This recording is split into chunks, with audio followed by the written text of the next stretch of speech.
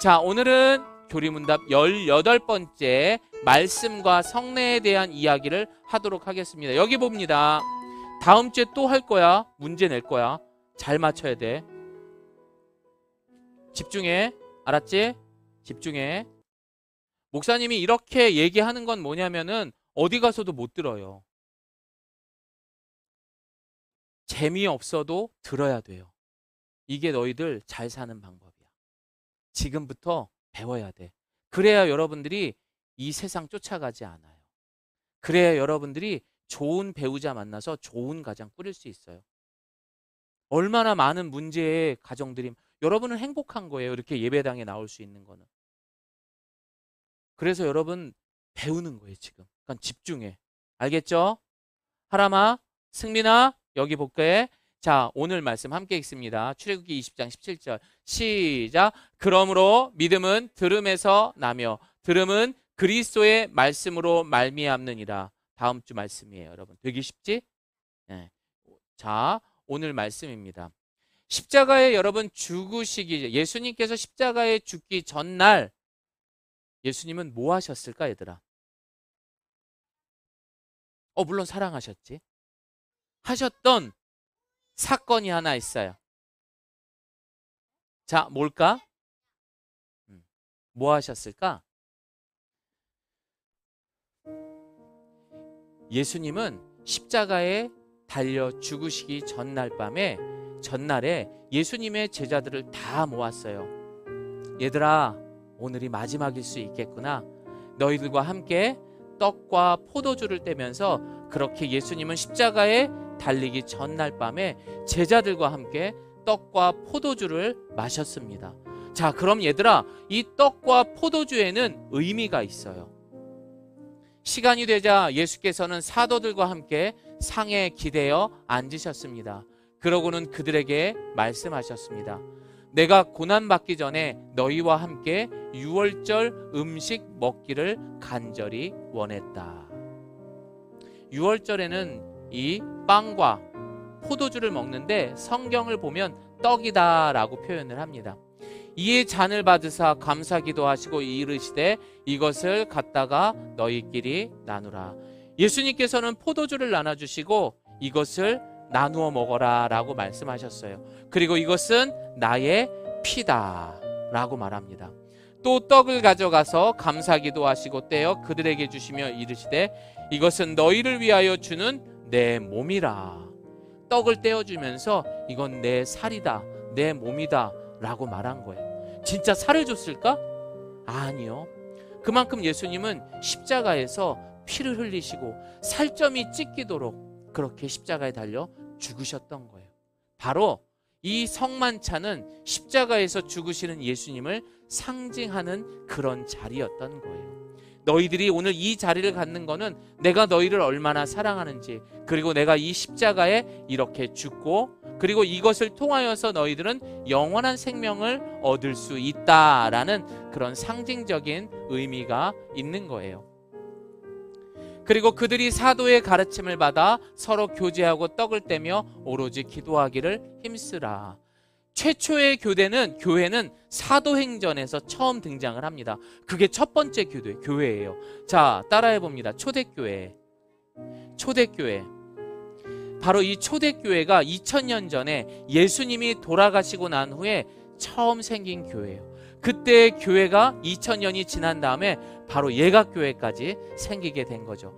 그 첫 번째 교회가 생겼을 때도 그 당시에 모였던 많은 사람들은 이렇게 예수님께서 제자들을 모으시고 함께 하셨던 성만찬식을 꼭 했었습니다.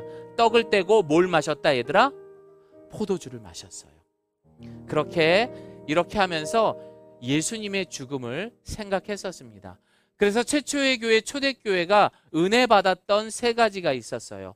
초대교회가 이렇게 하면서 성장할 수 있었던 세 가지가 있었어요. 그것은 바로 사도들에게 가르침을 받았어요. 그것은 무엇을 배웠느냐? 하나님의 율법과 말씀을 배웠고, 또한 우리가 지금 나누었던 성찬식, 떡과 포도주를 떼는 그런 성찬식을 가졌습니다. 그리고 이들은 세례를 받았습니다. 어려운 말들이 많이 나오죠? 지금 이유부터 이제 설명을 해드릴게요. 자, 그렇다면 얘들아, 우리가 더욱더 믿음이 강해지기 위한 비법을 공개하겠습니다. 또한 초대교회가 그렇게 부흥해서 많은 사람들이 교회로 올 수 있었던 그 비법을 공개하겠습니다. 믿음이 강해지기 위해서 이렇게 힘을 쓰면 될까? 이야! 믿음아 강해져라! 자, 이렇게 하면 절대 믿음이 안 생겨요. 지금부터 믿음을 강해지는 방법을 가르쳐 줄게. 그러므로 믿음은 들음에서 나며 들음은 그리스도의 말씀으로 말미암느니라. 첫 번째, 하나님의 말씀을 봐야 돼요. 그럼 말씀을 듣는 방법, 이렇게 손오공이 초사연이 될 수 있었던 것처럼 여러분들이 믿음이 으악! 강해질 수 있는 방법, 첫 번째 읽어봅니다. 시작! 일주일에 한 번씩 나와서 목사님의 이야기를 듣는 이 시간에 절대 빠지면 안 돼요. 들어야 돼요, 여러분. 우리들 스스로 모이는 일을 소홀히 하지 말고 서로 권면하며 또 그날이 다가오는 것을 볼수록 더욱 그렇게 합시다. 여러분, 이 세상에는 결국 예수님이 다시 오시면은 이 세상은 끝이 나게 돼요. 그 이후에 심판이 있다고 합니다. 아니면 예수님이 그 전에 여러분들이 죽고 난 다음에 오실 수도 있어요. 그때까지 우리는 하나님의 말씀을 잘 듣기 위해 첫 번째 뭐라고 얘들아? 시작! 이 설교 시간에 잘 듣고 메모도 하고 그렇게 해야 됩니다. 자, 두 번째 시작! 말씀을 들을 때 보면은 가끔 이런 친구들이 있어요. 목사님 막 앞에 설교하고 있는데 입을 벌리고 멍하게 있는 친구들이 있어요. 혹은 다른 생각을 하거나 눈빛이 계속 왔다 갔다 왔다 갔다 왔다 갔다 하는 친구들도 많아요. 이 시간에는 정말 내가 저 말씀을 내 것으로 만들겠다라는 마음으로 눈에다 힘을 줍니다. 자, 하나 둘 셋 하면 여러분 눈에다 힘을 주겠습니다. 하나 둘 셋! 그만 시뻘개졌어 지금 루미는. 자, 한번 해볼까? 서준이 하나 둘 셋! 그건 인상 쓰는 거야. 자, 승민이 눈에 힘 줘볼까? 하나 둘 셋! 좋았어. 하람이 시작! 흰자가 보이네. 자, 여러분 이렇게 눈에 힘을 주면서 하나님의 말씀을 볼 수 있어야 됩니다. 성경에 보니까요, 하나님의 말씀을 사모하는 것을 마치 갓난 아이가 엄마 젖을 먹고 싶어 하는 그것과 이렇게 비유를 했어요. 아기가 젖을 먹고 싶으면 어떻게 해요? 그렇지. 응애 하면서 젖 달라고 막 쫓아다니잖아요. 그것처럼 여러분들이 그런 아이와 같은 마음으로 하나님의 말씀을 사모해야 됩니다. 세 번째, 우리가 믿음이 강해지는 방법, 말씀을 듣는 방법 세 번째, 시작!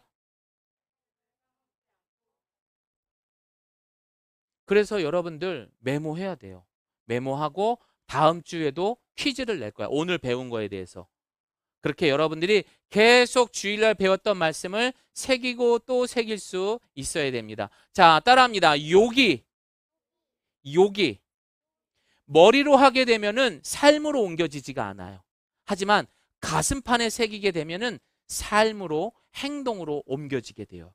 그래서 말씀은 머리로 읽는 게 아니라 가슴으로 읽는 거예요. 여러분 알겠죠? 자, 내가 주께 죄짓지 않으려고 주의 말씀을 어디에 품었다? 마음에 품었다. 하나님의 말씀은 어디로 읽는다? 요기. 알았지? 하나님의 말씀 어디로 읽는다?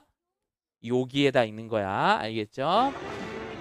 자, 두 번째, 우리가 믿음이 강해지기 위한 두 번째 방법. 우와!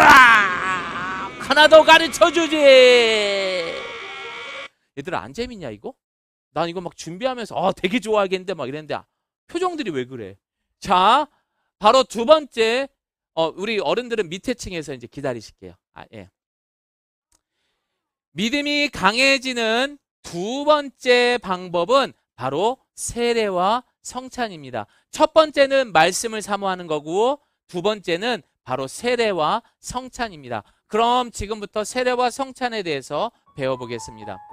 믿음이 강해지는 방법, 성찬식. 우리는 때에 따라서 예수님께서 제자들과 함께 나누셨던 떡과 포도주를 마시는 이 성찬식을 가져야 돼요.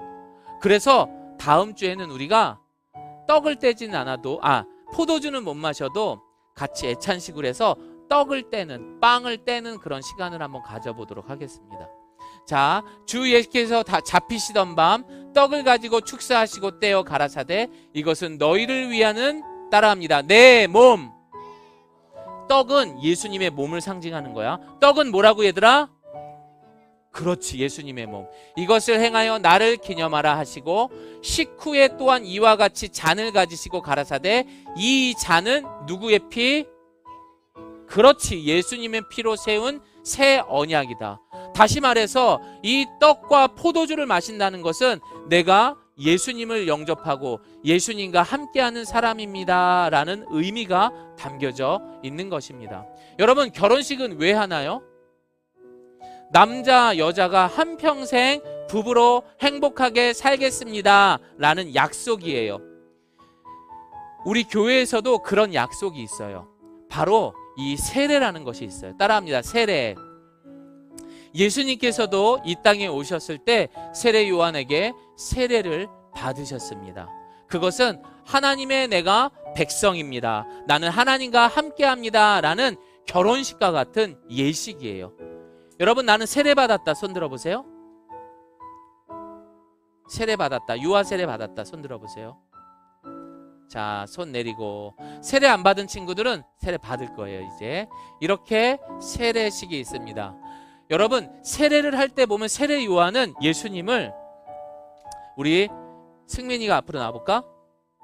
일로 와봐.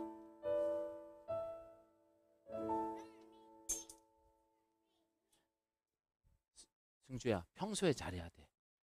승민이랑 잘 놀아주고. 자, 옛날에는 어떻게 했냐면 예수님이 세례를 받을 때는 여기가 이제 물이야. 자, 물소리 내봐. 출렁출렁 시작. 출렁출렁 시작. 빨리빨리 출렁출렁. 자, 그러면은 이렇게 해서 물속으로 쑥 들어가는 거야. 그렇다가 다시 쭉 올라오는 거야. 이렇게 해서 세례를 받는 거예요. 그래서 지금은 여러분들이 물속으로 세례 받을 때 들어가느냐? 지금은 안 들어가요.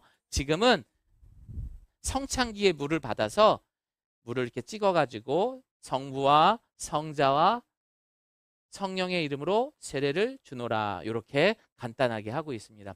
여러분, 물이라는 것은 더러운 것을 씻겨내는 것을 의미합니다. 그래서 이렇게 성찬식은 내가 과거에 원죄에 살았던, 나 중심적으로 살았던 나를 이제 이 모든 죄를 물에 씻기고 하나님과 함께하는 새로운 삶을 살겠습니다 라는 의미가 담겨져 있는 거예요. 이것이 바로 세례의 의미인 것입니다. 성경에 보면은 이 성경을 사랑하고 세례를 받아서 믿음이 강했던 사람들이 있었습니다. 바로 베레아 사람들입니다. 이 사람들은 교양 있는 사람들이어서 말씀을 간절한 마음으로 받아들이고, 그리고 이들은 날마다 성경을 찾아보면서 믿음이 좋았더라라고 성경은 말하고 있습니다. 사랑하는 예가 스카우트 여러분들, 믿음이 강해지기 위한 첫 번째 방법 뭐라고? 말씀을 사모한다. 두 번째 뭐라고? 세례와 성찬. 대신 이 성찬식에 참여할 수 있는 것은 세례를 받은 사람만이 참여할 수 있는 거예요. 여러분들도 이제 나이가 되면은 그 세례를 받으면 성찬식에도 참여하게 됩니다. 이로써 우리는 그것을 통하여서, 이런 예식을 통하여서 우리의 믿음이 더욱 견고해지고 튼튼해진다라는 것을 꼭 기억하면서 이런 예식에 참여할 때마다 우리는 십자가에 달려 죽으셨던 예수님을 생각하면서 늘 세상의 빛으로 살아갈 수 있는 우리 예가 스카우트 친구들 되시기를 예수님의 이름으로 축복합니다. 다 같이 아멘.